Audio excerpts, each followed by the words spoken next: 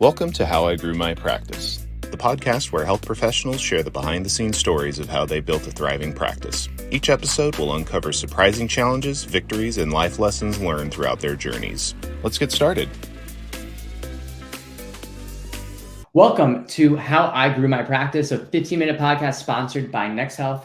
I'm Alec Goldman. I lead content here at Next Health. Being joined today by Jordan Agolli, founder of Force Media. Jordan, welcome to the podcast. It's awesome to have you here. How you doing? Alec, great, man. Thank you so much for having me. It's a beautiful day in Atlanta. I'm happy to be here. Right on.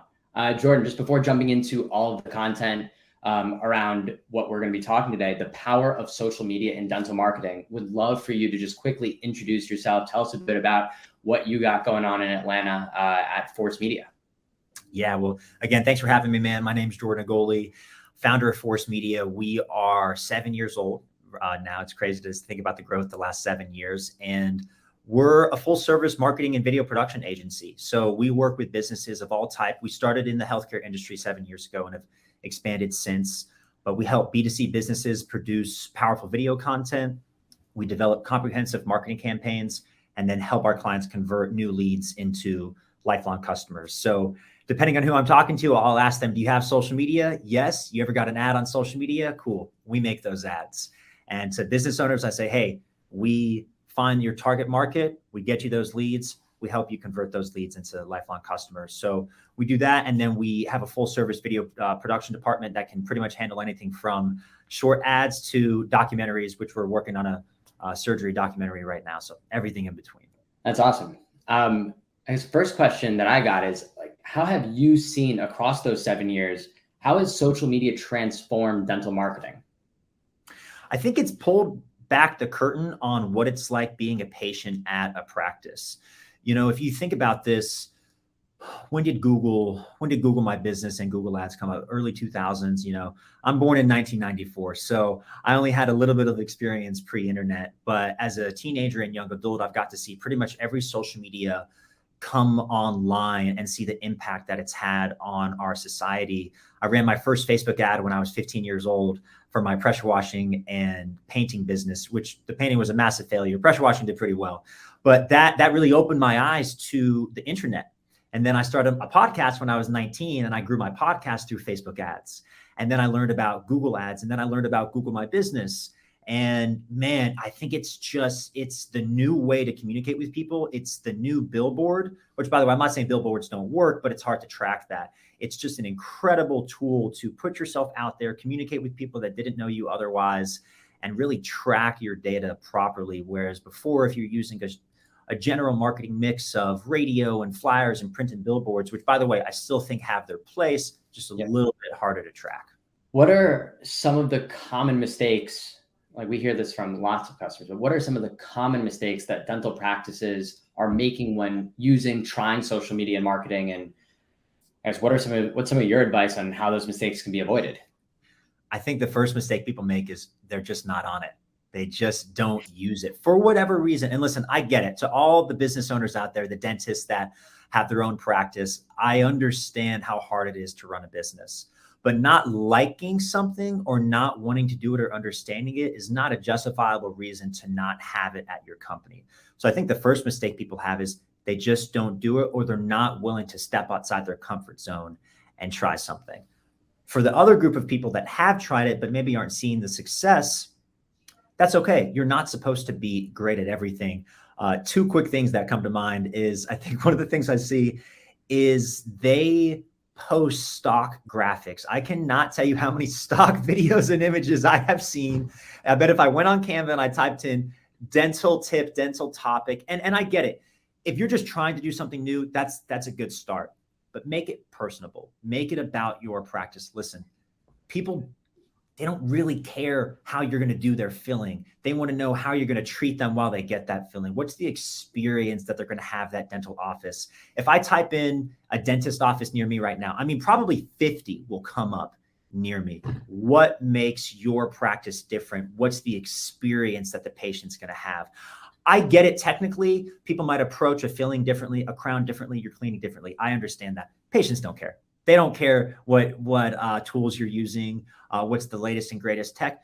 Maybe some of them will, but for the majority, what's their wait time going to be? What's the experience going to be? How's the staff going to treat them? How's the billing process? What's the wait time? Things like that. So really show people behind the scenes of what it's like working with your practice.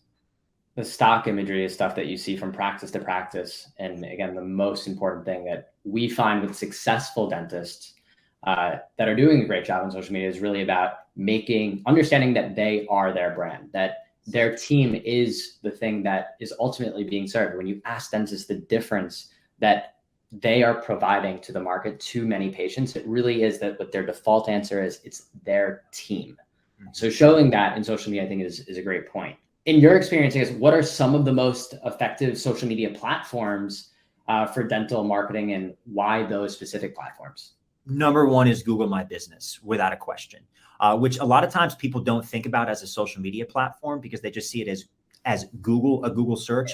Without a doubt, when people search dentist near me or they search your practice, that's going to come up. You better have 5-star reviews on that page. Be posting on the page, have your hours updated, have every bit of information. Man, we could do a whole podcast on just Google My Business, which people think it's funny because it's not something that you actually spend money on, but it can really make or break your online presence. So number one, Google My Business. Again, we could do another topic on that, but have everything in order, have photos, have videos, make posts that you're putting on other social platforms on Google My Business. Second would for sure be Google Ads. Now, depending on the market and area that you live in, it can be competitive and it can be expensive. But if you create the proper strategy, you will see an incredible return on your investment. Just strongly recommend Google Ads. Third after that would be Facebook. And when I say Facebook, I know they rebranded to Meta, so it encompasses Facebook and Instagram. I'm specifically talking about Facebook first. If someone said, hey, Jordan, would you give you $1,000, which one would you put it to, Facebook or Instagram? I would go Facebook. Again, I know we're kind of short on time here. I'm not going to jump into all the data, but then I would recommend Facebook ads, and then Instagram ads. And then finally, last, I would list TikTok at the end. Cool. Can you give us a little bit more light on why perhaps a Facebook over Instagram? It comes down to who is spending the money, who is signing the check. I think views and awareness are great, but those don't pay your lease bills. Those don't pay your payroll bills. For example, and I think this will change over time, but the average consumers on Facebook that are looking and watching ads are adults with children. If you ever heard from teenagers, Facebook is dead, Facebook's not, first, it's not dying. I understand TikTok has really taken over and there's a place for that. But I think that actually will take more work to have a better presence on TikTok. And when I say Facebook, I'm specifically referring to Facebook ads where you can go out and target your exact demographic. So, hey, if we know that 35 to 55-year-old women that have children are our demographic, go after that. Target them on Facebook. They're on Facebook. That's what I'd recommend, is just the results that we've seen, man, beat it time and time again. Now, quick caveat to that. I think you're going to have higher quality leads through Google Ads because that's intent, that they're searching for that dentist near me, best dentist in Atlanta. But it's 1,000% going to cost more. And if you've got the money to spend, spend it. If you don't have the money to spend, I think you can get great leads on Facebook for a lower quality, but you might have more not high quality leads coming through Facebook. So maybe in your form, you require a little more information for them to fill out to get rid of those crappy leads. But that's definitely why I recommend it. I think Instagram is still great, but you might see that more for fashion, for food, for jewelry, a lot of e-commerce products. But for dental, Facebook is still super powerful. What are some examples of, I guess, front end versus back end social media marketing? This is one of my favorite questions, man. We made a whole blog post about this in a couple of videos. Front end is, I go on my page or personal profile. I post a video. I post a picture. Hey guys, I was on the podcast with Alec today. Check this out. Back end social media is the ads that you're running. So if you got 1,000 people that follow you and you make a post, that's your organic audience seeing your post. The back end post, people that follow you may never see that ad if they're not in your target demographic. So back end is, hey, I know that I want to target 40 to 55-year-old men and women that live in this radius, that are at this specific income level. That's how you use back-end social media. Whereas front end is, hey, this is my message and I'm portraying it to the world. The front end is important. It shows your followers that you're still active, and it shows anybody that goes to your page that they're active. Whereas the back end is you're going after a cold audience of people to make your brand aware of them. You can't get more customers if new people are not aware of you. Right. That's a quick example. Cool. Is how can social media, and just specifically more so for perhaps some dentists and practices who are not really using social media today, how can social media be used to target specific patient demographics, younger, older, I guess, or those even with specific dental needs? Great question. And I'll give you a real life example as if we're making a strategy for a dental practice right now. Yeah. Let's say someone has 10 hours in a week. Okay. You're paying someone part-time, a marketing expert, something like that.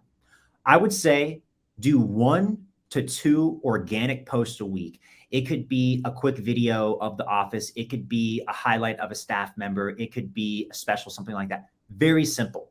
Call it 1 to 2 hours. I'd spend the next 8 hours creating and running ads for that practice.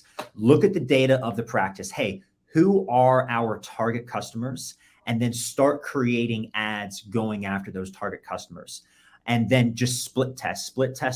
Okay, we had this graphic with this copy to this group of people. It didn't really generate anything. Let's go to the next one. Just keep trying until you find that golden goose that's going to create a good return on investment for you.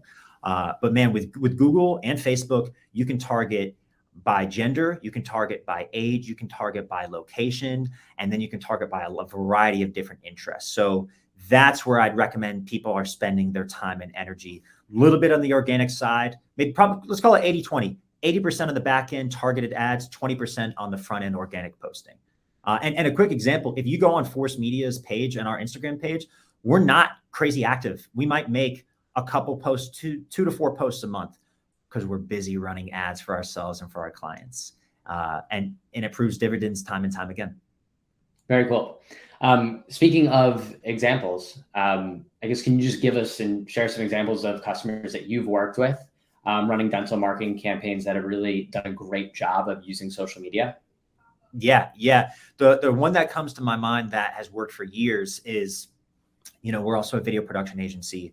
So we went into this dental practice and we created a brand video for them. We interviewed the doctor, we interviewed the staff, and we interviewed patients. And we put together about a 3.5 minute video that shows you exactly what you can expect as a patient, how you're going to be treated, their approach. You get to see the doctor, you get to see the staff. You literally feel, and these are not my words, people commented this on the ad, I feel like I was at this office. I feel like I know these people.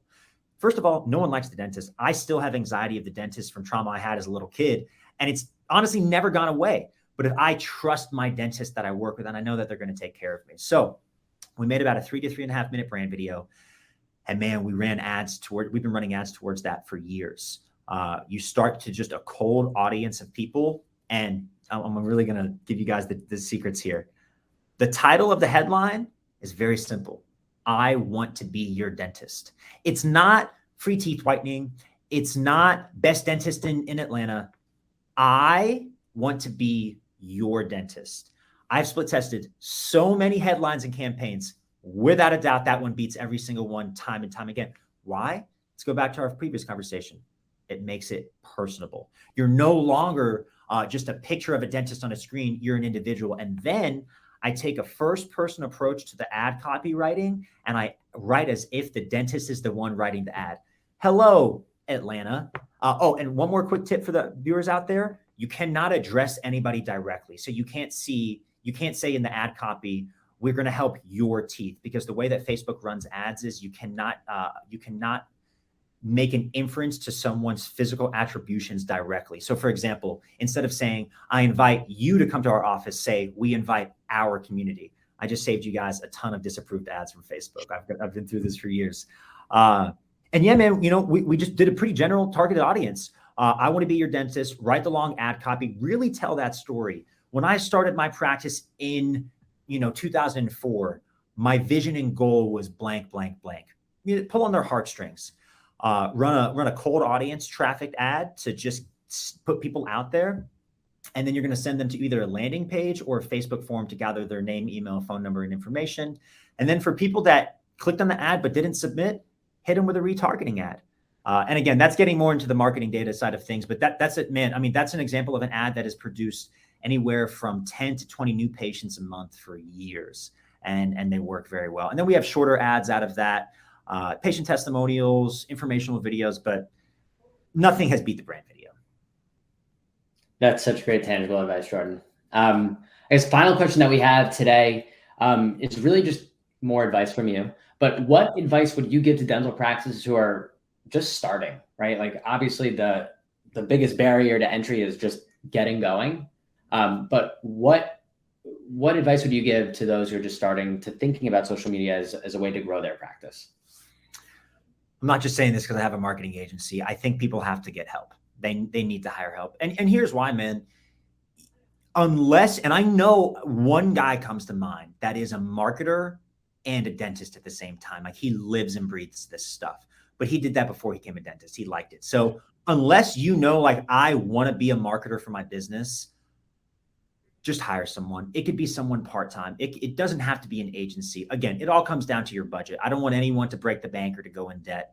But man, 9 out of 10 people I think need to hire a consultant, an agency, a part-time person that they can train. Because I don't actually think that's the dentist's best use of time. If I were to say 10 hours a week, maybe you spend a little bit of time with them. But I would just strongly recommend you hire a professional, because otherwise you're going to become a Facebook ads person, a Google ads person, and you're going to lose focus on what's actually bringing you in the revenue, which is servicing your patients. Yeah, you'd be spread too thin. Yeah. Makes sense. Jordan, that makes just over 15 minutes today. The advice was incredible, extremely tangible, something that I think all of our community can follow. For those who are interested, Jordan, Force Media. Jordan, thank you so much for joining us today. Thank you so much, Alec. And listen, if anyone wants help or just wants an analysis on their marketing, we do free analyses on everyone's business. So you can just go over to forcemedia.me and check us out there, send us a contact form, and our team would be happy to take a look at your business for free and give you some recommendations. Thank you, Jordan. Thanks, man.